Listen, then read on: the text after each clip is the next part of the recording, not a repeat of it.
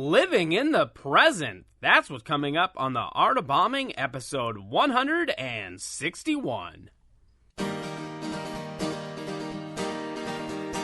My friend Dan, he's got a podcast, 'cause all comics need a podcast, and nobody had a podcast called The Art of Bombing. So Dan went out and bought a tape deck. Who knows why he bought a tape deck? Now podcasts don't get played on tape decks, but Dan is from the 80s. So hey there, all you funny jerks, come talk to Dan about your work. Tell him all about your worst times. It's The Art of Bombing.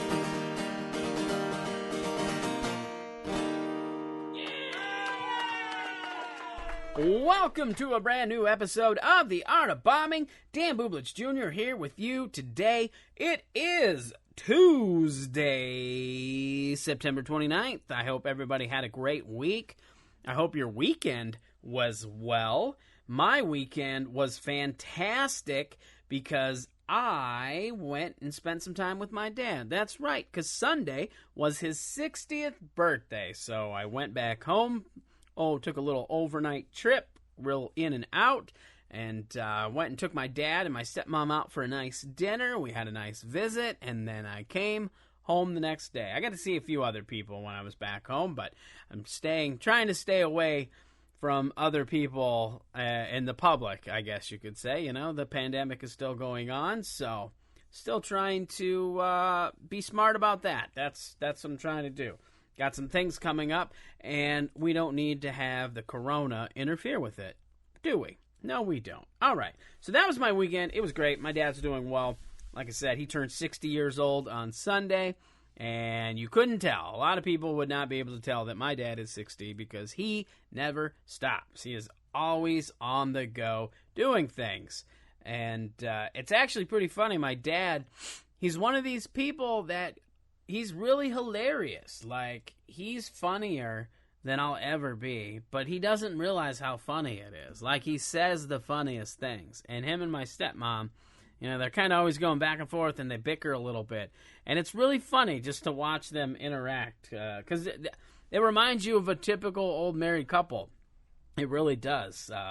My dad they were talking about my dad having dentures, I guess, and well, he don't listen to this. I was like, maybe I shouldn't tell this story, but he probably don't listen to this podcast. But either way, it was pretty adorable. But she was talking about him never using his dentures or taking them with, and he was like, oh, I can never remember where I put them. Like, I always lose them and this and that, and which is really funny. The concept of always losing your dentures is pretty funny. And then she said, well, if you brush your teeth, you wouldn't have to wear dentures. And then my dad made a comment about how he's like, well, I can never find my teeth to brush them or something to that effect. And it was just the funniest thing. And I just laughed and laughed and laughed. My dad's like, you can't brush your teeth if you can't find them. And I don't know why it was, but it made me laugh really, really hard. But it's good to see that he's still full of life at age 60. Hopefully, when I'm at age 60, I'll be as full of life as he is. And hopefully my fiance and I, well, hopefully we'll be married by then, and we'll have that same kind of that same kind of chemistry, because that's what it is. It was chemistry, and it was cute, and it was adorable, and I was very glad that I got to spend my dad's birthday with him, even during these times. And don't worry, being safe, you know, it is still a pandemic, so try to be safe about everything. And wear my mask, socially distance, you know, lots of sanitizer, all the good stuff like that. And it was also great because I got to see my brother. My brother was there as well, and it was a great dinner and a great weekend. So that's what I did. All right, on to the show today. I am joined by San Diego-based comedian Jesse Egan. He is an old pal of mine, somebody that I met when I lived in San Diego and did comedy in San Diego. So I'm very excited for this episode. We talked a lot about living in the present, but we also talked about, he just had a Dry Bar comedy special that came out, and he talked a little bit about getting ready for that and working the road and doing comedy full time before the pandemic. And all sorts of great stuff. So that's what's coming up on today's show. But before we get to that, let's handle some business real quick. I'm going to start doing a monthly email list for the Art of Bombing. and it'll be a recap of everything that happened in the month. So it'll come out on the last day of the month. There are some people that have already signed up. So if you're interested in doing that, head over to artofbombingpod.com and sign up for the monthly mailing email list. If you don't want to, that's cool too, but I would recommend it. It'd be a good way to see what's happening. There's going to be some fun stuff in the email that isn't going to be anywhere else. It's only going to be in the email list. So some fun cool little things that I'll put in there just for the people who have subscribed to the email list. So again, to sign up, just head over to the artofbombingpod.com, sign up there, or you can shoot me an email at theartofbombingpod@gmail.com and say you want to be on the mailing list, and I'll add you that way as well. If you haven't done so already, we do have a Facebook page. You can like that. We also have a Facebook group to talk comedy shop, talk about our favorite things regarding the art of bombing and getting better at comedy. Check that out as well. And finally, if you didn't know, maybe you do and maybe you don't care, that's fine too. But if you really want to support the show, make sure that you like and subscribe. That's the main thing. Subscribe and leave a 5-star rating and review. That's how you can help the most. But if you want, you can help us financially by going to www.patreon.com/artofbombingpod. And if you like, you could join our Patreon community. There's only a couple of tiers. It starts at $5, and the other tier is only $10. That's a monthly subscription, and there's lots of fun, cool bonus content along with some cool perks for signing up. So if you want to do that, make sure you check that out. All right, that is enough of the promotional stuff. And let's one thing, I guess, before we get into this. If you live in Utah, closer to Provo, Utah, I know this is a long shot, but I will be filming my Dry Bar comedy special in Provo, Utah. And to get ready for that, that is October 16th. To get ready for that, I will be doing some live virtual shows this weekend on Zoom. You can go to my website, danbublitz.com, and get your free tickets to one of those shows. I'm doing a show Friday and Saturday at 7 p.m., and then I'm doing a show on Sunday at 5 p.m. where I will be running my Dry Bar set to get it ready for the taping. So I could really use an audience. So if you don't have anything to do this weekend, go to my website, danbublitz.com, grab some free tickets to that virtual preview. I've got a couple friends, some other comedians that will be doing some guest spots and popping in, and so it'll be a good time.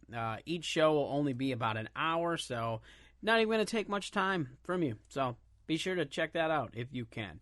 All right, with that being said, let's get into this fantastic conversation with my good friend, Jesse Egan. Enjoy. It's now time for the stand-up soundbite. I know I'm getting old when I start complaining about cell phones and texting. That's how you know you're old when you compare stuff to back in the day. Like, if you ever say back in the day, you should just be like, back in the day! Because that's the way you sound now, you know? I do that every time. Like, I'll turn into a 1,000-year-old man when dubstep music comes on the radio. I was driving over here, dubstep comes on, I was like, what is this noise? Back in the day, we had real music like Devo. We used to whip it good, you whippersnappers, back in the day. How old am I now? That happens to me every time I see a kid complain about his cell phone. You know, I'll just be like, Mom, the Pandora radio is down on my iPhone 64 for 2 seconds. Oh, I just want to jump out of a bush, scare the heck out of that kid, you know? Just like, back in the day, portable music was called a boombox. Some of us called it a ghetto blaster. And you carried it on your shoulder till it gave you spina bifida back in the day. And stay off my lawn.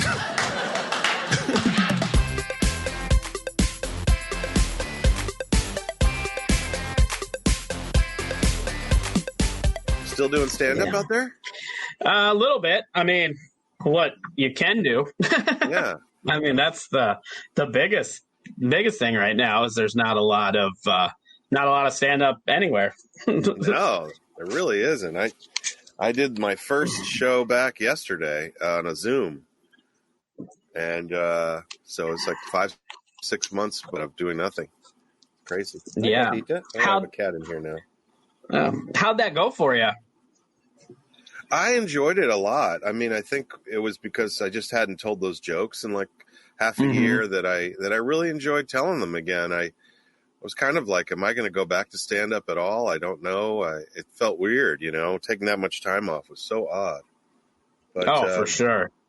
It really made me fall in love with stand up again, I really can't wait to do more. I immediately tried to book a couple more Zoom shows because I didn't mind doing it that way, Yeah, they're not bad. I mean, if they're ran right, they're pretty good. I've did a couple, and I've had a good time. I mean, I've also did a little bit of live stand-up in the last month or so, but kind of off and on.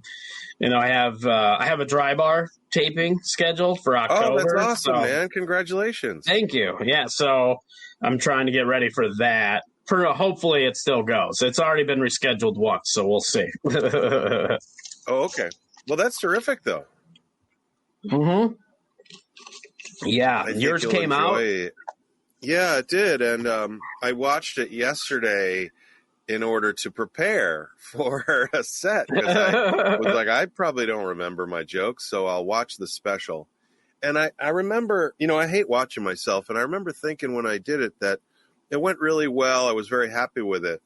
But now that I watch it back again, I felt like I rushed everything. And my pacing was just like, get it out, get it done, get it perfect and do it. But it wasn't like sort of marinating in the moments and enjoying the laughs and the pauses. And I think if I had done it again, or if I were to give, advice to myself or to you going in to do it, it would be to maybe take time to really enjoy it and don't step on your laughs. I just really felt like I stepped on a lot of the laughs, that I was continuing with the next joke before it was really time.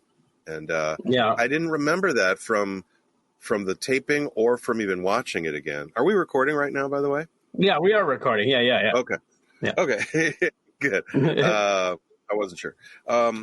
But yeah, so that was a weird thing. I'm always critical of myself watching back, but I think, being honest with myself as I watch it, I'm thinking I could have done this better. I could have paused longer. And that's something that I remember Eric Knowles mentioning when he finally, when he went out and did these huge arena shows and he came back and I asked him what was different. He said, well, you have to pause much longer for the laughter to like make it from the back of the room to the front. And I've always remembered that him saying, I think I'm going to do stand-up this way from now on, meaning I'm going to pause as if I'm waiting for a big room of laughs to come back, because it just made the overall delivery more effective. He said even in a smaller venue, he found that those longer pauses and just sort of marinating in those laughs a little longer was better. And I always thought that was good advice, and I wish I had taken it more for the dry bar, because just watching it again, and maybe it was the editing, but I don't think so. I think it was really my rushing. Yeah, no, that's really good advice. And that's something that when I first started doing comedy, that was something I did a lot, where I would step on my own laughs, because I just was like, I got to get through my material. I got 5 minutes. I got these jokes. I got to tell them.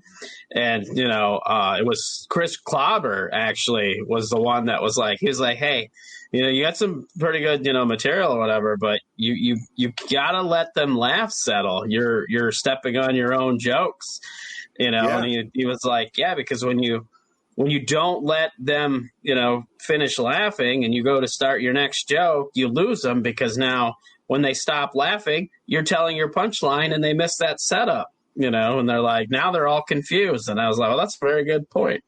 Yeah, it's really good advice. And it's something that, you kind of, when you get nervous and you're in the moment performing it, you kind of end up forgetting some of those things. And I know when I get really nervous, that's when I rush and I go too fast. And I've always told other people that, like, going fast is great, during the setup and, rushing up to the finish line. But then right when you get to that punchline, it's so important to pause before and after you deliver it. And I should take my own advice and do that more. But, yeah, it was really a great experience overall.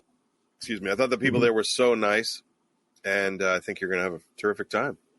Yeah, I'm definitely looking forward to it. I know that your special turned out pretty good.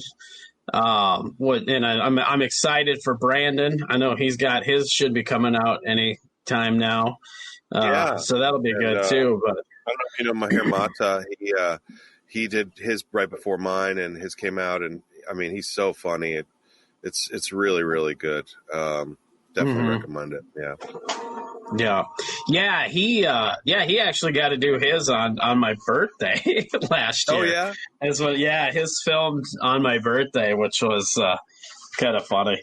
But yeah, I was supposed to do the filming at the beginning of April, so that was one of the things that with the pandemic starting that got just kind of stopped. And so it really got pushed back half a year for you. Yeah, it did. Yeah, I was supposed to do it the first weekend of April, and then with the pandemic, they're like, we're going to have to cancel this season of tapings, and so my first thought was, oh God, am I going to have to resubmit? I'm like, oh no, this is. Yeah, and what about like the material? Like, do you feel comfortable doing the same material? Because I will tell you that. Yesterday, when I was doing that Zoom show, the first time back for 6 months or whatever, I didn't know if any of those jokes would hit or if anybody would connect to them in this sort of time of the pandemic and everything. Are my dumb jokes going to still be funny and silly now? And Vicky Barbalak had told me, you got to get out there and tell those jokes. They're still good. They're still funny. And I wasn't sure. I didn't know. Yeah.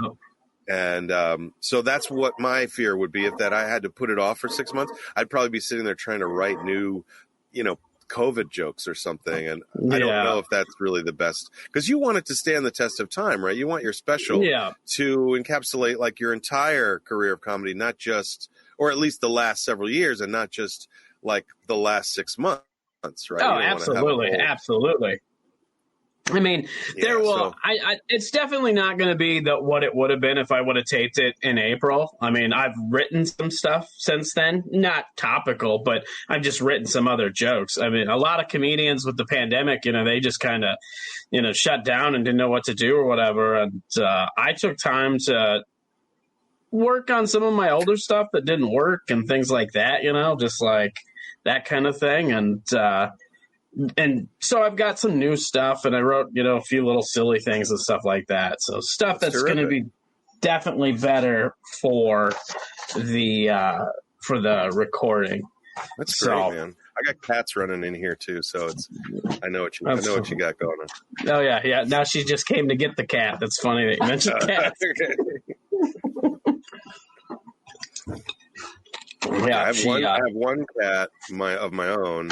Then my neighbor, who's away taking care of his sick girlfriend, his cat MJ is my cat's best friend, so they hang out all the time. So I'm kind of taking care of his cat as well. And then the next door neighbor just had a kitten, which is a Maine Coon that has grown up already, is bigger than both of our cats, but is younger. Geez. So I have a third cat in here that's just a giant fluff ball. I don't know if you've seen those Maine Coon cats. They're huge. Yep. They are just so hilarious looking. But that's awesome. That's my life. Yeah. Hey, it sounds like a good life. I've got my cat and my dogs. And I love cats. It's a good life. I rescued the cat or adopted the cat like 2 years ago. And before that, I'd never had pets my whole life, except for when I was a little kid. And my parents had 2 giant dogs, and I don't really remember them. But man, did I miss out. I wish I had gotten a pet sooner. They're just so fantastic. And now that I have one cat, and now it's attracting all these other, I get like the people who are the crazy cat lady thing of like, I've got 100 cats, because that's like, that would be me. I would just be like, let's get more cats. We want to build like those ramps and those platforms around in the walls around the ceiling so that cats can run around. I don't know if you've seen any of those cat cafes. We want to start building all that stuff. That's how bored we are during this pandemic, Dan. Hey, I mean, whatever it takes to be entertained. And animals are very entertaining. So, it's so funny. Honestly, I don't know how I would have been able to handle going through like a pandemic without having pets, because they are a pretty good distraction. My dogs are awesome. Boy. And also very ridiculous. I think also it's good for, depression and loneliness and all the things of like when you're, you focus on yourself and your problems and even the pandemic, but, you have to take care of something else and help something else survive and live. And so your focus isn't always on yourself and your own stuff. It's like I'm at my girlfriend's house sometimes thinking I got to get home in case it rains and see my cat and make sure he's fed. So I think it's a great thing in general just to care about another living being. Oh, absolutely. That is a good point. It definitely gives you something to focus on rather than impending doom. Yes, that's true. That's true. Yeah. If I get another cat, though, I may name the next cat Impending Doom just in case. That'll be good. I got a cat on your shirt, too. I got a Garfield shirt on right now. Mood. That'd be funny. You'd be like, I'm sorry, I can't stay long. I got to go home and take care of my impending doom. Jan has a great joke about when people name their pets like human names, and he's like, hey, I gotta go home and bathe Gary. Like, why did you name your dog Gary? This is funny. Oh man, that's hilarious. Oh man, yeah, he looks like he's doing good too. Speaking of, he's doing great in the pandemic. Yeah. He's like, I think he's gone vegetarian and lost all this weight and like he's doing amazing. I'm so proud of him. He's also kind of started. I don't know if he's still sort of involved with the Palace, but we were teaching a class at the Palace and he was booking the Palace, and now the Palace is kind of coming back with these outdoor shows, and they have a really cool setup in the parking lot out front. I don't know if you've seen any of the pictures, but they have like a stage setup. Yeah. It's nice. I haven't performed on it yet, but because I'm a coward, but I want to, and I'm going to coming up for our buddy Dewey Bratcher lost his house in the fire, and we're doing a little benefit show there. So I'm gonna do that one. But yeah, they have the stage set up outdoors, like right under the Comedy Palace sign out front, in the front parking lot with canopies all set up and chairs underneath. And it's a really cool setup. And of course, I mentioned it to you because you're an OG Palace guy, and I think you'll probably get a kick out of this, that the very first day, I think they were telling Tony, like, you have to tie these canopies down. You have to weigh them down. And I think he forgot to. So the next day they were like blown into the freeway. And Jan tells me about it. I'm like, this is classic Palace, baby. That sounds about right. Oh, my God. Oh yeah, they're great. I was a little bummed because I was supposed to be out in California, back in May. So that got all canceled too. So it was like it would have been fun to be back and catch up with everybody. Yeah. Are you still running the festival for the Palace, like when they do their comedy festival? No, after 5 years, I stepped away from that, and then some other people took over, but I don't think they're with them now either. They did it like 1 year, and I don't know what happened, so haven't really been keeping up on that. I don't blame you. Yeah. I have my own festival that I co-produce out here in the Midwest. So Very so cool. I've been focusing on that, and I have pretty much complete control over it, with my committee and stuff. It's not like answering to a boss, like if we want to do something, we can just do it. If we need a decision made, we don't have to wait for somebody to go back and forth with it or whatever. We can just, all right, this is what needs to be done. We can do it. So, yeah. That's cool. I bet you've seen a lot of great comics out there then. Oh yeah, absolutely. I mean, we ended up taking this year off because of the pandemic and stuff. But yeah, we've had some really solid years, and it's a fundraiser for Special Olympics. So we've raised money for a good cause, and everybody that's came for the most part has had good, things to say about it. Everybody's had a good time, so it's going pretty good. So Yeah. I was wondering if, like, how baseball came back, but they have all these cardboard cutouts of people in the audience. I was kind of wondering, is that what comedy is going to be eventually, where we're going to be performing to cutouts that have like iPads in them that have people, remotely laughing or something? Yeah. It's like weird Jetsons space world. It's it's funny you kind of joke about that and say it a little sarcastic, but that could be like even shows like America's Got Talent and The Voice are doing that kind of stuff, having those they're having digital audience members and stuff. So like that, I mean, that's not far off. I know, it's crazy, and we still don't have our dang flying cars. I can't believe it. Right? Oh man, I want hoverboards and flying cars. Not viruses. Yeah, exactly. Not viruses that make us all stay inside our houses. The worst. Yeah. The worst. Yeah, we're being forced the main into thing a about this virtual. virus this is just the virus to fatten us up, I think. Mm-hmm. I'm so proud of Bajan. To lose weight during this pandemic, I'm like, man. My excuse is like, we joined the YMCA to go swimming and stuff, and then immediately it's like you can't go, and now they're like allowing people to sign up in advance for lanes, but it feels like one guy took all the lanes, so you can't even. Oh yeah, so you can't even go. I know it's about diet. It's not really like exercise of how you lose weight, and that's definitely proved by Beej going avoiding booze and avoiding meat and stuff. It's just so impressive. I gotta get on that. Wow. I gotta go back to the low carb kind of thing. It's hard when all you do is sit around on the couch. Oh, absolutely. I just was at the doctor today, actually, before this, and diabetic or whatever. So did my follow up from my last appointment or whatever, and luckily I've been able to maintain from the last appointment, but I haven't like lost any weight. So we were talking about that. It's like, yeah, you need to stay away from all the white foods. None of that high carb stuff, and probably exercise a little more. And it's like, shouldn't be eating pasta and rice and bread. And I'm like, yeah, all the stuff that I love. Whites ruin everything, don't they? We did that, right? They just get in there and just ruin it all. It's the worst. But I totally relate to that because it's hard, though, man. Yeah. It's like you're just. I think it's not only are you staying indoors and trapped inside, but also you're afraid a little bit, and then there's always that comfort eating of like, well, since I'm stuck in here, maybe fajitas tonight, that kind of thing. So you got to do something to feel better about what's going on. Where am I feeling so that I can eat them? I knew I left them here somewhere. Grab a pack of Oreos out of the couch. Oh, man. Oh, here they are. Unbelievable.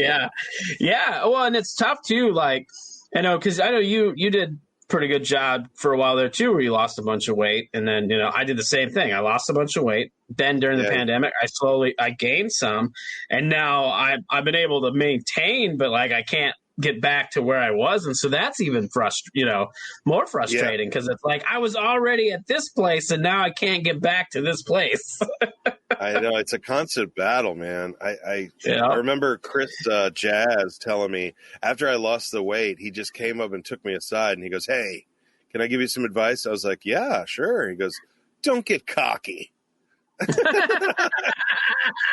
I love Jazz. Okay, man. That's fair, that is fair. He's like, it comes back easily. Don't you get cocky, in 2 ways. I mean, he was kind of saying like, don't be complacent and let the weight come back, but also now that you're thinner, don't be an asshole. I don't know if I'm allowed to curse on this. You can edit. Don't be a jerk. Don't be a schmuck to people because, I think that you could fall into that of being like, oh, now I have disdain because I've lost weight and oh, why don't you all, it's really hard to lose weight. So when I see someone else who's overweight, I have sympathy and empathy for them rather than like look down on them. But that could, I think he was feeling, hey, that could change once you change your physique. But Yep. Yeah. No, he's definitely got a good observation there. You definitely see that with people.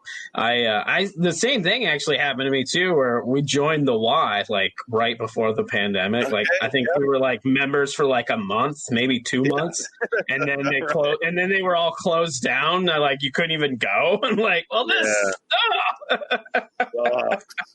And really, like I think it's fairly safe, like swimming in the chlorine water, away from other people in your own lane. I think it's pretty safe because they say that the virus can't really survive in chlorine water. So, but I guess everybody's thinking the same thing because now the Y is open again, but it's impossible to get in there. Yeah, I don't even know if ours are open yet. I guess I haven't even looked into it. I know they were shut down for quite a while. But then after like a month or two of them being shut down, we're like, okay, we need to cancel our membership because we're spending a lot of money to not be able to go use it. Same here. And then they like emailed us like begging us like, please don't. Can you just, what about like online? Can you do the Y? I'm like, I can't swim online. Oh, no. You're like, are you going to bring me a pool or what? How does this work? You have a remote kiddie pool you can bring me. Yes. Is this we were going to go in the ocean like a couple days ago. We're like, man, it's so hot. I just got to jump in the water. We're like, well, the ocean, I live in OB and it's pretty funky down here. But we're like, maybe we'll go. I walk outside. My neighbor is out there dressed in his wetsuit, and he's like soaking his foot. We're like, what's wrong? And he's like, the stingray's killing me. And I'm like, let's maybe not go in the ocean. We don't need that. Yeah, for sure. That would suck. Are you like, I'm so hot. Let me go in the ocean. And you're like, my foot. I've been attacked. That makes the day even worse. Oh, man. Are you still in the same apartment? In OB? Yes. Same place? Yes. Oh, that's awesome. You can't kick me out. Yeah. It's like, that's great. Trying to get my girlfriend to move in with me. And, I got to propose to her before that happens. So. Well, hey, the best of luck on that. Yeah. You seem from what I've, social media, things look good. So that's good.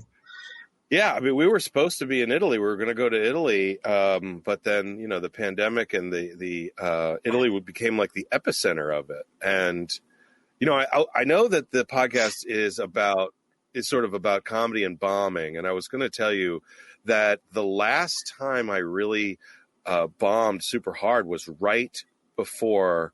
It was my last show, right before the pandemic. Oh, no. I came back. Yeah, I was like on the road with Vicky. I come back. I have a show downtown at Amplified Ale Works, and the host, right before we go on, tells us he just got back from Italy. Oh, Jesus. And he's pretty sure he doesn't have it. And then he's like, I'm going to use the mic and hand it to you. And I was like, I was so freaked out because I had just quit like going on tour with Vicky. Like I'd come back from Vegas and been like, I'm done. I'm not traveling. I got one show left booked. The rest I've canceled. Just freaked out by this. And I'm worried, like I've been on the plane. Do I have, this whole thing. But then I go to the show and the host is like, I just got back from the epicenter. This viral, the birthplace of this virus. And, here's the mic. And I, tried to wipe it off with a thing. And I bombed so hard because I couldn't get it out of my mind. And the whole set, I kept being like, oh my God, this virus, huh? And it was like, it was so bad. I left. And then later they messaged me. They thought I was doing some kind of meta, thing. Like that was a pretty convincing act of how that comedian was pretending to have a nervous breakdown and a panic attack about the virus on stage. And I'm like, that's not an act. That was real. And that was wow. That was a good hard bombing. And I hadn't bombed like that in a while, but it was no one's fault but my own. I mean, I was 100% in my head talking about the virus. Even in the middle of a joke, I would interrupt myself and be like, but the virus, and I'm talking to the crowd about it. And it's like, there's nothing funny about a deadly virus. No. Oh my God, it was the worst. That's not the worst I've ever bombed, but it was it was so recent that then to do that and then to take 6 months off again, I wasn't sure I was going to go back to stand up, so that Zoom show I did yesterday was such a relief to feel joy from stand up again, that I was like, okay, well, maybe this works.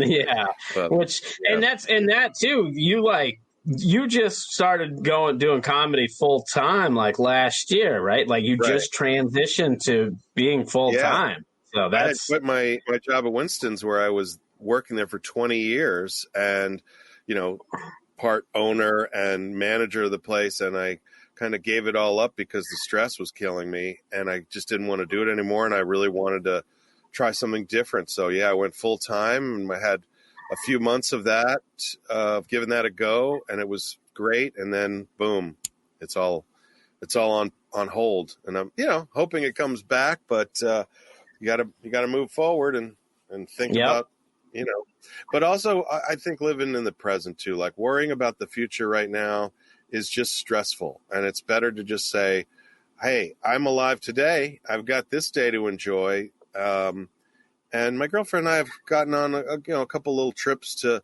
Palm Springs and places just to try to enjoy the time we do have, because you just never know what can happen. So I just, this year has been unbelievable. My friend Carlos Culture died. My friend Nina died. Sudden out of the blue.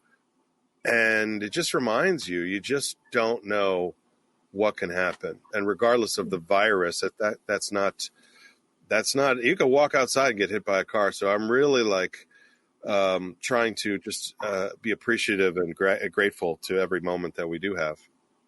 Yeah, no, that's a good philosophy and good way to look at it. Yeah, you're right. It's, it doesn't matter. You could easily go outside and get hit by a car or whatever. Yeah, that's something too that I've been trying to do is focus on, like you said, focus on the present, and and especially like when I perform, like that was something I was trying to do at the beginning, before the pandemic or whatever. I was trying to be more present on stage and be in the performance versus, in my head thinking about my jokes and things like that. Sure.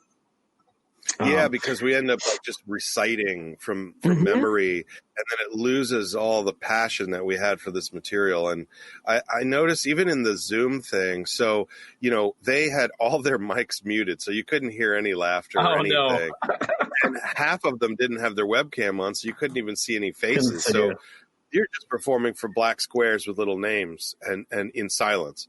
And as bad as that sounds, it was still so wonderful to do any form of stand-up again. I just enjoyed every second of it. I even started to try to do crowd work. I was sort of making fun of the situation, like, how do you do crowd work like this? And then I started going, well, their names are right there. And I start calling people out, what's Susan doing? She's asleep. And, they're not responding really. But it was still so fun for me that I thought, hey, maybe you can do crowd work sort of through Zoom. I don't know. It's my first time trying it. But why did they have everybody muted? Was there a particular reason? The reason I ask is because I did a few Zoom shows, and the whole reason we did the Zoom shows was because people, they would be unmuted and you could hear them laugh. Couldn't always see them because, like you said, they might not be using a camera, but you can definitely hear laughter. The people that were running the show asked everyone to unmute their mic, but when they started the show, they had a setting where they automatically muted everyone, and then they told everyone to take your mics off mute to laugh, which is, Yeah. Okay. So it wasn't like a requirement for them. It just kind of happened. Right. Well, but the problem though is like, if you aren't like, I have the earbud in, right? So that I can talk into the microphone and turn the volume down. Like, so if your audio was coming through and then going into the mic, then there would be like this double loop thing going. So if all those people in Zoom had their mics on and aren't using an earbud or earbuds, then the audio would be all fouled up, is the way I assume it would be, is that I'd be hearing myself 100 times through all of their computers. Do you know what I'm saying? Yeah, I mean, there's a possibility for that. Yeah. And I've experienced that with podcasting. When we first started podcasting remotely, we had to figure that out, that, you need to use Discord through earphones separately from your, the mic, so that the audio doesn't get fouled up. So I think that was part of it, was that nobody really had any earphones. They were all just watching the show and listening and laughing at home. And if they had turned on their audio, you would have heard more than just the laughter. You would have heard the audio from me again, So I think it couldn't be helped, but I've heard other shows that are sort of policed better or run in a really good way. Mal Hall apparently really mastered that coaching aspect of getting the crowd to know what to expect from the Zoom and what to do, and that's so. But I think it's a learning process, at least for me, because that's my first one. Yeah, absolutely. No, like I said, they can be fun. I just found it because I did some shows using this platform, StreamYard, and where it streams on to, Facebook, or, you can stream to Twitch or whatever, but you can't hear the audience. You can see how many people are watching, but that's about it. And they can comment and stuff, and you can kind of see that. The same with like Instagram, where if you do an Instagram live, you can see people responding, but you can't really hear anything except for the other person you're live with or whatever. And it's kind of awkward or whatever. And then I did a couple Zoom shows where it was ran kind of like what you said, like with how Mal does it, with having policed and coached. And so you could hear people laugh and stuff like that. So, and it wasn't so bad. It's funny, those Instagram videos, I don't get it. The live thing, people talking into their phone and having people comment. I don't know. It feels like the height of ego, I don't know why, but when I watch those or scroll past them, because I don't watch them, I'm always it's just so weird to me. The reason we do stand up is to get those laughs, is to hear the reaction.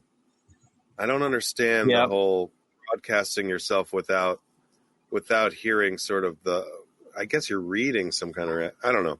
I guess I just don't get it. But even that, when, if you're reading the reactions, then it distracts you from what you're doing too. You know what I mean? Because sometimes if there's a bunch of people commenting, that stuff goes super fast, and you're like, right, and then people start reading those, and you're reading. I mean, it's just, I don't know. I don't get it. Yeah. I did a couple of those too, and of all the ones I did, the Instagram ones, like mics and stuff, were probably the most awkward.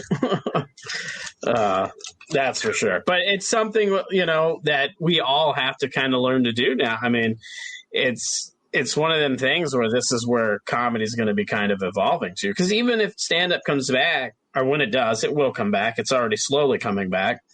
There's still going to be this aspect to it. People are still going to be doing this stuff. And, there's already clubs that are already having live shows, but they're also selling Zoom ticket shows to that show, so where, if you don't want to be in the audience, you can still buy a ticket and watch the show from home, that kind of thing. So I'll be honest, I'm lazy, and so I enjoyed it on a different aspect.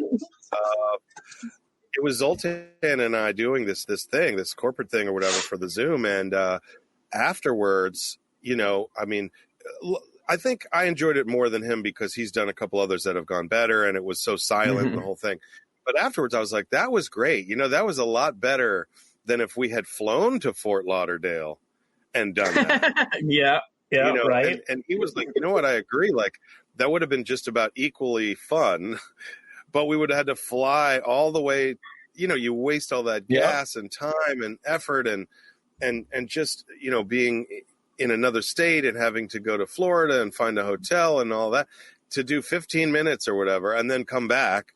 I mean, there is a huge advantage to doing it friggin' Jetson style like this and doing it through the spacer internet, I think there is an advantage to it in that, carbon footprint wise, we're really saving a lot of travel money. It's horrible for drink sales and for the comedy clubs, but it's good for the performer sort of to be able to be safe at home performing. Zoltan said something I thought was so hilarious, which was he said, while he was doing his thing, he said, this is hard because the best thing about stand-up is after I perform, I can leave. I can get out of that venue and go home. And he goes, but right now I'm performing in my living room. So after I bomb, I have to stay here. Yep. That's true. That's when you have to set up a little area, like little office area or something separate, to where that way you can at least go from, all right, well, I bombed here in the kitchen, I'm going to the living room. Yeah. Yeah, totally. Oh, that's funny. Yeah, I actually. This whole thing, like the pandemic's really changed everything, which is fine because, as far as learning and, doing things, we have to evolve, which has been good. I definitely had to do some stuff to be able to do even my podcasts and stuff. I had to evolve a little bit because I was going from, face-to-face conversations in my studio to, oh, wait, now I can't do that. So, and I got to maintain the quality. There has been some silver lining. With having all this time off, we got some of the studio equipment that we use, the mics like this thing, the armature from the podcasting, and set it up at home. I got one of these desks that can raise up so I can stand at it, and I've soundproofed this room. So now I'm really set up to do it this way. So if I have to perform on Zoom shows or do comedy remotely or do podcasting remotely, this is a perfect way to do it. So, I guess it's good to look at the positives, and evolving is definitely one of those. Oh, absolutely. What's the podcast that you're doing? Oh, it's called Awful Neutral. It's a comedy Dungeons and Dragons podcast. So it's actually a number of comics that don't really know anything about D&D playing it for the first time. Or like I played it when I was a kid and I haven't played it since then. It's just so much fun. I just love all the opportunities to do voice acting for different non-player characters or our own characters. It's been a real blast. So if you that's cool. want to check it out, there's other comics you might know. Salvador Viesca's on it, Sarah Lee Steiner, Dave Callens, Damian Mercado, Caleb Cleveland, Allison Gill, Clint Beischer, and myself, and guests. And I hope I didn't forget anyone. Well, that's a lot of big people. cast. But it's a big cast. I was going to say, if you forgot somebody, we know it was on purpose. But anyway, no. Oh, that sounds fun. I actually just started playing D&D again. So it is. It's something that I started creating my own RPG game. That was like a based on D&D and role playing and stuff. And my friend was talking to me about you're really sinking into this thing. What's going on? And I go, he was talking about the other day. I think he called me and was like, "Man, the world is insane." And I go, "I know, Dave. That's why I'm creating my own world." That's kind of what has driven me to be creative. Is like, it's so horrible outside. It's actually nice outside. It's just really horrible online, and all the fighting between people and all of the hatred and sort of picking sides is really disgusting. I feel like this is the worst place we've ever been in for how divided everyone is. And I just think it's a real shame, and it's unnecessary that we can't communicate with each other in a more sort of forgiving way and compromising and that sort of thing. Because when I was on the road with Vicky, we performed for so many people that were of all different kinds of political, a lot of red state, a lot of conservative audiences, and those people were so nice, and you would talk to them afterwards. They wouldn't know our politics were there. We wouldn't know theirs. You'd get along with them. We would get along with each other. It was terrific. And now it's almost like whatever your politics are have to prevent you from even connecting with people on supposedly the other side. To me, there's so many issues we all agree on. Why have we decided to just, we're like the Bloods and the Crips for no reason, just killing each other? It's just insane. Yeah, I've really, it really kind of, to me, it boils down to it. It's like sports mentality, and my team has to win. It's like, we don't care about solving the issues. We just care that our team wins. And it doesn't matter how, we just, as long as our team wins, that's all that matters. And it's like, but what about all the issues? At some point, we all have to work together to solve the problems. I agree. I don't understand. I mean, I remember I'm a football fan, and I used to be, run the fan club for the artist formerly known as the Redskins.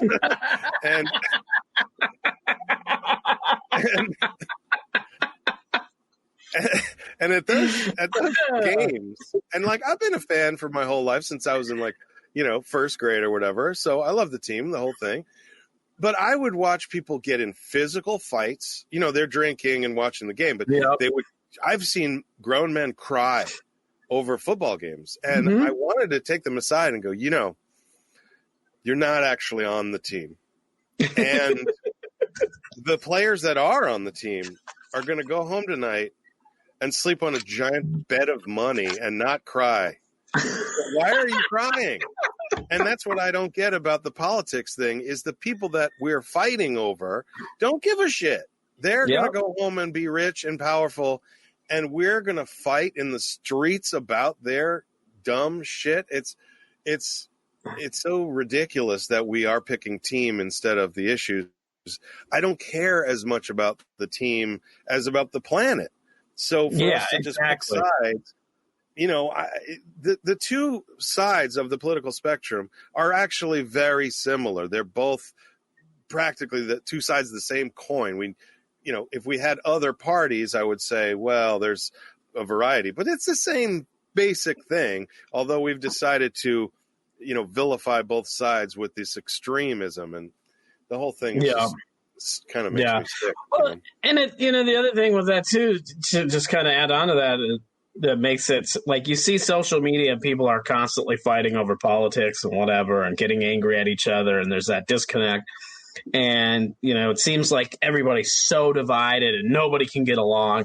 And then you go somewhere in public, like a restaurant or a store, and there's literally people of all diversities doing their thing and coexisting. They might not be mingling together, but they're coexisting civilly, like there's not, which was always the whole point of this country in general, was that we would get the best from everywhere and make the country better overall by getting, it's like Captain Picard on Star Trek, where he gets the best people to do different things. He doesn't leave people out. It's like, use all of the tools you're given, use all of the weapons you have, use all of the knowledge that you've got, rather than just be like, no, I'm going to shut this off. I'm only going to accept this worldview, this culture, this religion. It's stupid, Yeah, and then you're right. That's not really how we are in person. When you go to the grocery store, you just talk to people. You're polite. I mean, unless you're like a lunatic in Walmart, screaming at someone for no reason. And they do exist. yeah, they definitely do. I think that's really what TikTok is for, to chronicle their adventures in society. I don't know if that's what TikTok was meant for, is just to rat on people. It's like nonstop videos of people just like doing stupid stuff, and like it's like, here's I'll scroll through it. It's like dance, and then fight. It's like, what is going on? That's about right. I mean, I suppose if you like the right videos, you can kind of change the algorithm. That's one thing I've learned with it, is that I get a lot of animal videos on there. And I'm like, okay, this is what I need. Yeah, I get a lot of people trying to kill each other over like Popeye sandwiches, or I saw there was one today that was like a guy shooting an automatic rifle at someone who was pissing on his Trump sign or something, and I'm watching this going, this is probably not something you want to film. Right? I mean, he's shooting. I guess it maybe is a paintball gun, but it looked like an automatic weapon. And I'm like, why? everything about this is wrong. You know? It's like I feel like I'm an accessory to a crime just watching this. Definitely. Yeah, I feel like a witness here and TikTok on your conviction. Oh, man, that's great. Do you use TikTok for anything? Like, I tried to post something. My girlfriend and I, we did like a video. There was a parody of Jurassic Park. We went to the Cabazon dinosaurs that were out by Palm Springs, and we did this whole thing, and I put it on TikTok. Now, I put it on, it's sort of like a horizontal, like the way a movie would be, and TikTok is all vertical. Yeah. I don't know if that makes any difference, but nobody viewed our crap, even though I feel like our short video parody of Jurassic Park is better than 99% of the crappy dancing and fighting videos I've seen on there.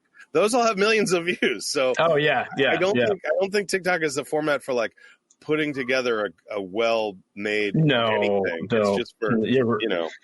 I've had some luck with just putting on some stand-up clips, and not much. I have one video that did really well, and then everything else is kind of whatever, but that's all I've really done with it. It's just, you know. I think I only follow Sarah Cooper on there, so I just watch Sarah Cooper videos where she just cracks me up. But I don't know. I guess I need to find more animal videos. Yeah, right. Yeah, that's what's up on TikTok. All about maybe if them I animal post videos with my cat, then that'll change my algorithm, and then I'll get all cat videos back. Yeah, maybe. There you go. I should do a Sarah Cooper. I should lip sync my cat telling my stand-up jokes. Maybe I'll try that. Oh, that'd be funny. There you go. You should. That would be good. I like it. Oh, man. I'll get into some of the stuff. You told your story about, bombing right before the pandemic. I suppose that, too, that really, because it's like the worst when you bomb and then you can't go do a set, to like get that off. So, like, that being the last performance is like, oh. Yes. That's hung over my head for almost 6 months. And generally you have a bad set and you're like, it's all right. I'm going to perform tomorrow and I'll make up, I'll have a good set and I'll feel better. But to bomb and then take 6 months off is like, whoa. That's why I wasn't sure I wanted to come back, because that's my last memory of stand-up, Yeah. Have you been doing anything else like in the downtime? Did you look, a lot of writing? Yeah, a lot of writing. Writing ads for podcasts, writing stuff for the podcast, writing this RPG for the podcast, doing Patreon stuff for the podcast. Mostly writing, and that's about it, really. Oh, no, nothing wrong with that. So you didn't have to go pick up like a day gig again or whatever. So you're still doing all right that way. I mean, I'm on unemployment. Okay. Yeah, so that sucks. I've never done that in my whole life. Well, you're not the only one. Don't be down about that. Like most people are on it if they resisted. I was really late on getting into it because I just didn't feel right about it. But I couldn't get any work or any gigs anywhere, so I really couldn't do much else, And I did work for 30 years or whatever to pay into it, so. Yeah, exactly. I was like, don't feel bad about that. I actually got laid off for my day gig, and then I got called back, and then now I got laid up. Well, now I got let go completely. My position got eliminated, so now I'm back on it. But we're talking about situation. It really is. But you kind of transitioned to comedy full time last year or whatever. For me, I actually thought by the end of 2020, I was like, this is going to be the year where I'm going to transition into comedy almost full time. And maybe if I have a little side gig or whatever, it's going to be like very part time, maybe 1 or 2 days a week. But this is going to be the year I'm going to be able to make that happen. Then the pandemic happened and like breaks. Definitely not happening. You know what though? You may have made that happen, right? Like you have to be careful of what you wish for and like be very specific what you ask for. Like, right. I'm gonna just do comedy, and the universe is like, okay, you're fired. Yeah, right. You buy it. Get out of here. Now it's like all I can do is comedy. I should have been more specific. I mean, I want to get rich and famous doing comedy, not on Zoom. Yeah, exactly. Well, there we go. We figured out why the cause of the pandemic. It was me putting in what I wanted out to the universe. I'm sorry, world. Now you have to put out the vaccine into the world next, Dan. That's what we need. Yeah, exactly. That is definitely what we need. But now, aside from the pandemic and, carrying that with you the whole time, the bumming of bombing, how long does that typically last for you? And how has that changed over the years? Yeah, I mean, it's, I hate bombing. It's like really, it's just one of those awful feelings when you go into the situation. Your goal is to do well and get this great rush of sort of adrenaline and this feeling of validation really that comes with it. Because I think a lot of people think we do stand up like to make other people laugh, but we really kind of do it a lot to make ourselves feel better. And so when the opposite happens, I think it's like having a bad trip. It's like if you have, I don't know if anyone that's ever eaten mushrooms knows, like, you get these like waves of euphoria.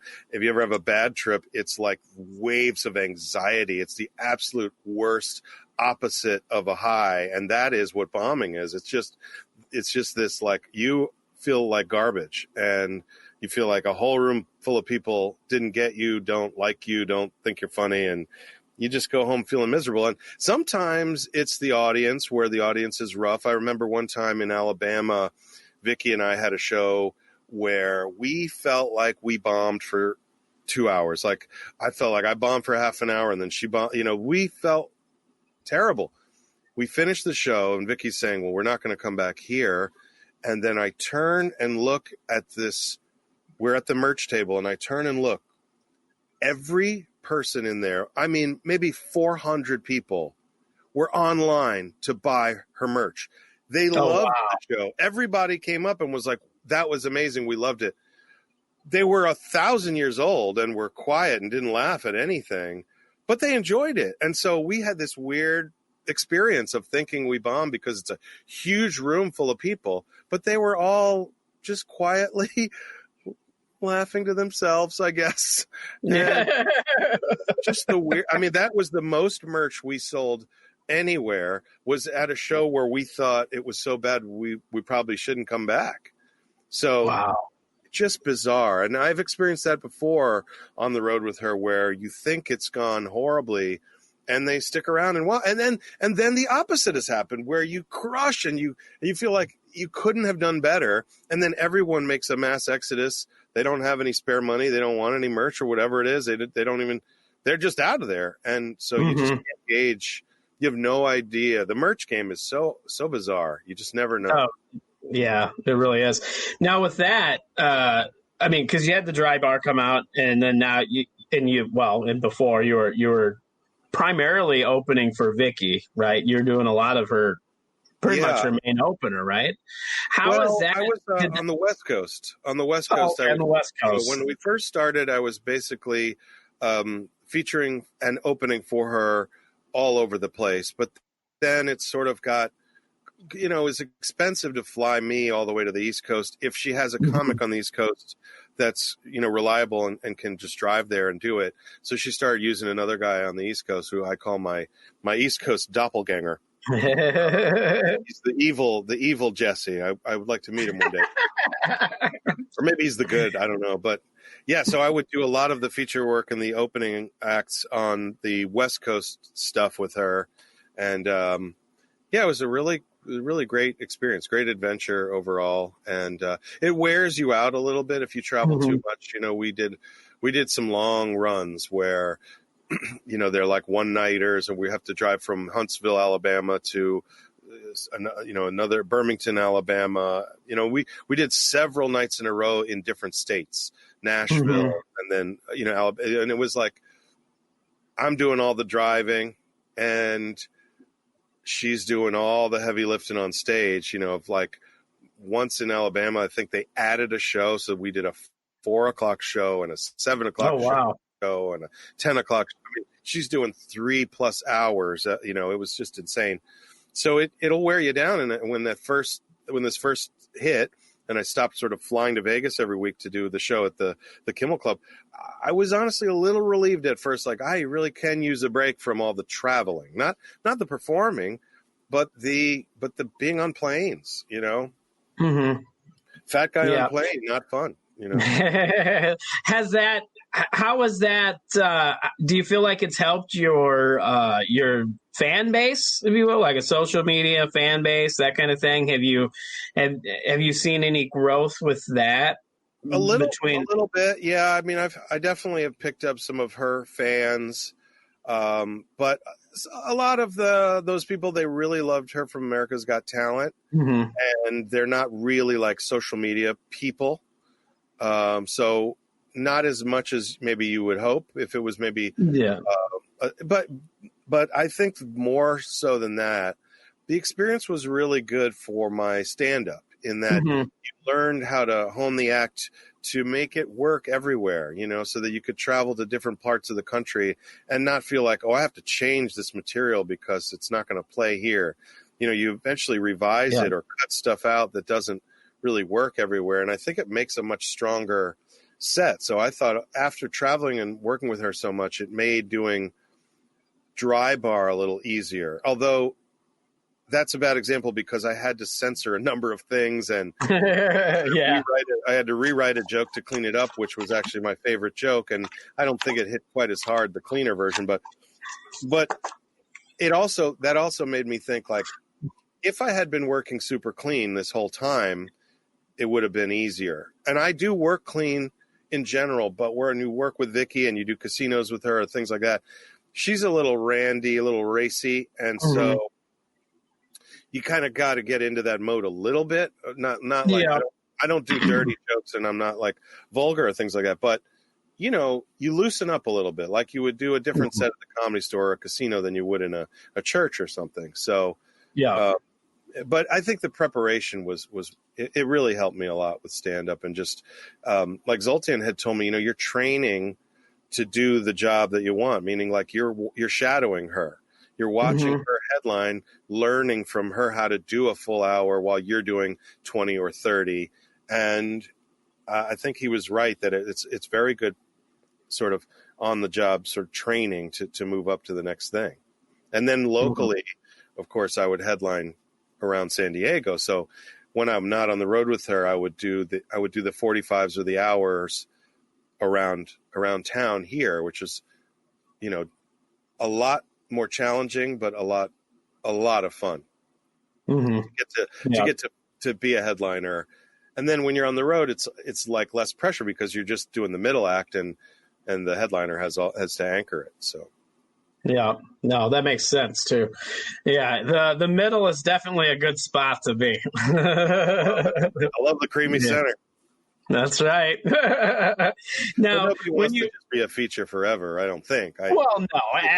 You're right. I mean, you don't. I mean, it would be nice if you think, this would be great, but we all end up having bills to pay and things like that. And you got to get to the next thing, but. It would be nice if you could just, it could just be gravy all the way through, but that's not how it is. When you have a bad set, or you feel like you bomb, how do you analyze your sets to try to figure out what happened and what you can do next time to avoid that? Yeah, that's a really good question. I mean, I used to record all my sets, at least to record the audio on the phone, film some of them, but I hated watching them back. A lot of times you kind of know in the moment where you went wrong, if you made enemies with the crowd, if you did a piece of crowd work that backfired.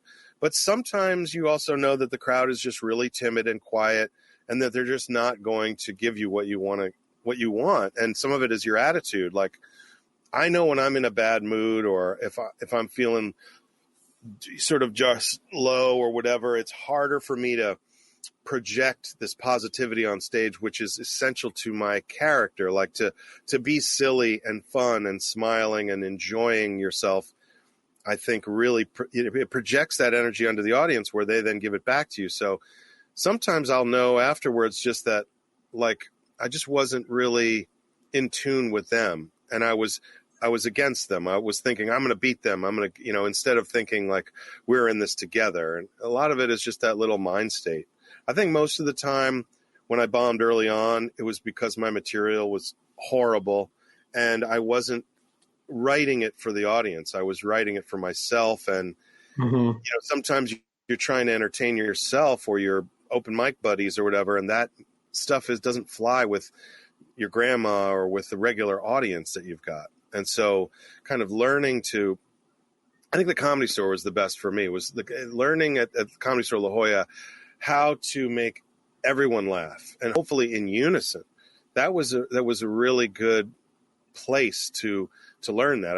I saw so many comics go into the Comedy Store at first with an act that was very niche and very specific to like their experience, which was great, but it didn't resonate with the whole audience. It was just kind of like, how many masturbation jokes are we going to hear? Some of comedy is like masturbation. It's like you're just doing it for yourself. But when you start to find a way to really connect with the audience and make them enjoy it, I think I started to bomb less and less. And then, like I say, this last one, I know exactly why I bombed, because I was terrible and I was constantly interrupting myself with pandemic. And I think, it was fairly obvious, Oh, yeah, but absolutely. It takes a little while to recover from a bomb when it's really bad, especially depending on the expectation. If you go into a huge show with a huge room and you're expecting to do well. I've done that at the Wood before. You remember whatever it's called now, Red, the Boom Boom, whatever. I've gone in there. I'm going to kill. I always kill in this room, and then it doesn't work. You don't connect, and it's even worse. It's an even worse feeling. So I started kind of going in with no expectations of just like, let's just try to have fun and smile and connect with people. And the material is less important, and sort of my plan is not as important as what is given to me, to be flexible with what the audience sort of allows you to do. Because there is, that makes sense. They permit certain things and certain things they pull back on. And if you're really in tune with them, you can connect and find that fine line. But if you're just sort of reciting like a robot, you just never really find it, No, absolutely. And that's a good point too, about not having the expectations. Because I don't know, for me, I've found like when I do a show and I'm putting certain expectations on myself, I don't always do as well as when I'll go do a show and have zero expectations. I'm just like, I'm going to do my time, whatever happens, happens. And then it ends up being fantastic. I think that is a big part of it. And even the Zoom show from yesterday, you go in thinking it's going to be bad. It's going to be a Zoom show that has no laughs. And so the bar is set very low. So then if you enjoy it at all, you're like, wow, that was awesome. I do think that expectation versus reality is a big part of sort of how you feel after a show. There's times where I'm so nitpicky, like, I could have done this better, that better. And someone will be like, that went really well. But in your mind, you're thinking that doesn't compare to what I wanted it to be, Yep. No, absolutely. Do you have a pre-show ritual or tradition, something that you do before every show? I generally try to plan out what my set is and write it on a bar napkin, just the names of the jokes. I'll try to just go, well, what do I want to do? How much time am I doing? Let me plan it out real quick. And then I'll just take the napkin and put it in my pocket and not look at it. And generally, I've either internalized that sort of lineup of jokes and you do some of it that way, or more often than not, it's just a ritual that kind of reminds you've got all these jokes in your arsenal, and they'll come out whenever they come out. But then you don't really stick to the plan on stage. You go with where it's taking you. That's kind of my pre-show ritual. I don't really I get a little stressed out. I'm nervous before I'm going on. I'm usually a little bit like in my head. So I kind of go off from the other comics a little bit and sit a little farther away.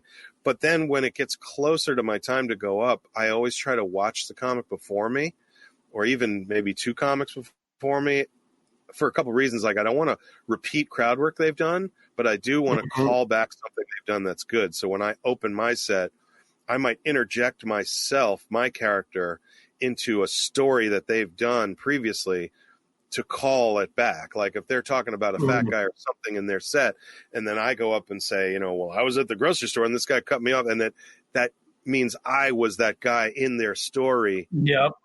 And it's a callback that gets sort of an extra laugh for them, a laugh for me, and I'm off to the races. Like I've immediately shown the crowd that I was paying attention to the show. I'm not big timing it in the back. I'm in the room listening, and I'm part of the show with them. And also, it's a baton pass. It's like, look how funny this is. I'm enjoying it too, and calling back their stuff is like one of my little tricks. I used to not tell people that trick, but now I tell people all the time because I think it just makes the show better in general when we do connect with each other and don't ignore what the other comics have done and then repeat what they've done, which is just really annoying. One of my pet peeves is when somebody goes up there and is like, hey, you married, single? How long you been together? And like the whole crowd already knows because it's been established by 4 comics in a row. Nobody paid any attention to it or watched the show. So the audience has been disrespected, I think. And yeah. I got a big smile on my face because that's like one of my biggest pet peeves too. I hate that when a comic because then it also not only is the audience disappointed or they kind of getting robbed, it puts it in it seems like it'll put the audience in an awkward place. It creates an awkward tension because the audience knows what's going, that it's already happened. And now they're up there looking at this comic like, are you for real? Like what, what's going on here? and then it's like this uncomfortable thing because what the comic is doing is not working because it's already been done. And then they kind of get upset that their thing isn't working and they might attack the audience and then it totally backfires. So yeah, I always tell people like, watch the show, be a part of the show. Don't just ignore it, wait for your turn, because unless you're going to do something totally crazy, you might be repeating something, even a piece of material, someone else might do a Spirit Airlines joke. And then I'm redundant if I don't call attention to the fact that we're both doing this or that I saw him on the same flight or, do something to connect with it as opposed to just pretend, you didn't hear it. You're on an island and you're doing your Spirit Airlines thing now too. It's again, I think it's not respecting the audience or the fact that they paid to see a good show, and you want to give them a good show. You don't want to just give them a good set. You want them to have an entire experience where they're going to come back and pay to see stand-up comedy again in the future. Instead, like a lot of people go for comedy the first time is the last time, and they go once in their life. How many people you say, hey, who's been to a comedy show before? They're like, this is it. This is my first show. Might be my last. I got people to this day that still say to me, I got to come see you do stand-up one of these days. I'm like, yeah, it's been since 2006, so you're a little late. Yeah, why don't you get on that? And that's a good point that a lot of comics they forget that the audience is there for an experience and they're only like concerned. They're like, I got to have the best set of the night. That's all they focus on. I got to be the best. And really, it is a team effort. And that was a good analogy with passing the baton because it really is a relay. It's a relay to the race is to have a good show, to put on a good show for that audience so that when they leave, they're like, oh, that was the best show. Not, oh, that one guy was really funny and everybody else sucked. Yeah, I mean, you remember Dangerous Dick when we started comedy? He always gave me great advice on that. Like, I would see him giving advice to comics and think, why are you giving them all the tricks that we learned? And he said to me once, comedy is like a commodity. Don't you want that commodity, the stock, to rise? Don't you want the value of it to go up? Meaning that like the quality overall is higher for comedy because we've all learned these tricks. We all know how to do a good job.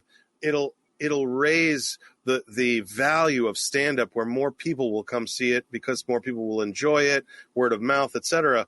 And I thought that was really smart, that like if we want to elevate the art form, it's not about just having the best set yourself, but putting on a great show. And so that's kind of my problem with some of the the bringer shows or whatever, where it's like relying on a couple people that are really bad at comedy to bring a whole crowd that only wants to see those two that are bad at comedy, and then they don't really listen to anyone else, and it just throws off the show. It really devaluates it. It does. It takes away from like, oh, I guess anyone can do this if they just bring enough people. And I know I was guilty early on of, doing contests and bringing a freaking party bus full of people to try to vote for me. And, later you realize that doesn't mean anything. You actually have to get strangers to laugh. And if you get a whole room of strangers to vote and say you were the funniest, then you're the funniest. But when you just get all your friends to agree, doesn't mean anything, and it's just sort of patting yourself on the back. You haven't learned anything. And I feel like you really learn much more from your mistakes in general. If everything goes perfectly, those bringer shows, I think they train the bringer comedians to have false expectations. So you see people immediately having merch, putting the name comedian in their Facebook moniker, and just sort of immediately like thinking I'm a superstar. Their head gets gassed up by the bringer mentality, and really it just sort of slows people's progress down. Where if they just went out, hit open mics, and tried to make strangers laugh and learn that it's hard and figure it out, eventually once you put 10,000 hours in of that, you get somewhere. Mm-hmm. Yeah, absolutely. I feel like, too, with the bringer shows, like you said, it gives them that false expectation. And when they do finally bomb, it hurts worse than a person that just went and started doing open mics, because they're like, I do all these shows and I've been killing. And then they decide I better go do an open mic, and they just eat shit. And then they're like, well, maybe I should quit comedy. That's true. I've also seen people bomb and not accept that they did anything wrong, and will say like, "Oh, this crowd just didn't get me." And I'm sitting in the room watching them say like racist, offensive stuff that that particular crowd just doesn't like, and you got to go, well, why don't you analyze what you said and what you did, as opposed to like attacking the audience for not being the exact crowd? Like, do you want just a room of clones of you? Yeah, right. You to sit there and laugh at every dumb thing you've thought of? No, you don't want that. You want to try to get a variety of people to laugh. So, no, absolutely, and that's self-awareness is definitely lost on a lot of comics. That's for sure. Yeah, this quote, I forget who said it, but it was something like, the real tragedy is that like intelligent, talented people have all of this self-doubt, and stupid, idiot morons are really super confident and get ahead in life. They don't have the doubts, I can't do it. They're just confident. I can do this, and go in and be horrible. But if you try, you do a lot better than if you give up and you're too afraid. So, man, I wish I had more confidence early on, because I realized sort of late that you can fake that. You can pretend to be confident, and it works the same way. If you just go up there and act like you know what you're doing, and fake it till you make it, baby. They believe in it. Yeah, I mean, fake it till you make it is definitely true. That if you project that you believe in yourself, the audience believes in you as well. But if you're up there sort of timid and going, I don't know, this is bad, that joke's bad, then they're going to think it's bad. Mm-hmm. No, absolutely. All right. Well, we're going to get wrapped up. I like to, we talk about the dark stuff of comedy, so I like to go positive. And do you have a show or a gig what's your favorite show or gig that you've done so far? Oh boy, my favorite show. Well, we had one show in Nashville that we did where there was a balcony, and I'd never really performed for that before. So there was not a huge comedy club, but fairly big size, and the crowd was just lit up. They were just so on fire. And, doing comedy where you can address the right side of the room, and then the left side, and then the middle and the back, and then up above in the balcony, I just thought it was amazing. And I remember afterwards, Vicky said, I'm going to film my special here. I want to come back here. It was just one of those feelings that I don't know if it was the club, the crowd, the night, our performance, or just a combination of all those things. but it felt like it could not have gone any better for both of us. We just felt like we couldn't wait to get back there. And of course, I can't remember. I think it's called Zanies. I was going to say, is that Zanies? Yeah. And Zanies, Nashville. Boy, amazing. We've had, I had a lot of great shows with Vicky, thanks to her having big crowds. I had a lot of great experiences with her on the road. And, but some great shows are smaller and intimate and don't necessarily have to, have a huge turnout for you to really feel good about them. I've had shows at Twigs in front of 30, 40 people in this tiny room, the size of a living room, where I felt so amazing about it afterwards. So, I think it's just that it had low ceiling and they packed the people in there and it really Twigs the laughs just really amplified. One of my all-time favorite places to perform. Twigs, it's kind of like the Ice House in Pasadena. I remember, filming something at the Ice House and then telling people how well it went, and they were like, "Oh, everybody kills there," and I'm like, "Really? Why?" But there is something to the structure of the room. It's a very shallow room. It's not like deep where your laughs have to travel to the back of the room. It's this really shallow room with a really low ceiling, and it's wide so that you can address people on all sides, and it just really is set up perfectly. And it's funny how much of a difference that makes, how dark the room is, how low the ceiling is. All of those things matter. And I feel like you bomb less in a room like that. I remember the old Madhouse, how vaulted those ceilings were and how, you're walking on the edge of bombing because of a little bit of the, geography of the room, the structure of it. Of that, the way the laughs can just float up into space and disappear, Yeah, that's for sure. I think the Ice House was one early on where I felt that couldn't have gone better, and I don't think it was all me, No, that happens.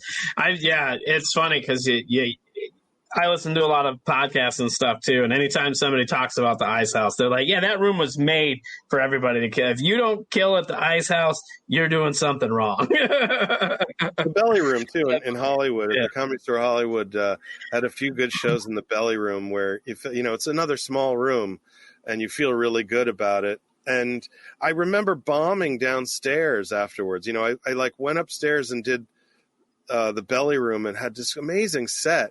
And then I bombed in the OR with the same set. And I remember the manager at the time, Tommy, calling me over and saying, like, "You're funny, but you're not that nice."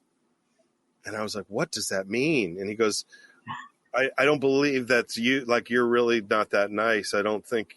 Well, he didn't believe that was me, Yeah. He thought you were doing an act of being a nice guy. Yes, or maybe he just wanted me to be more harsh, or I don't know.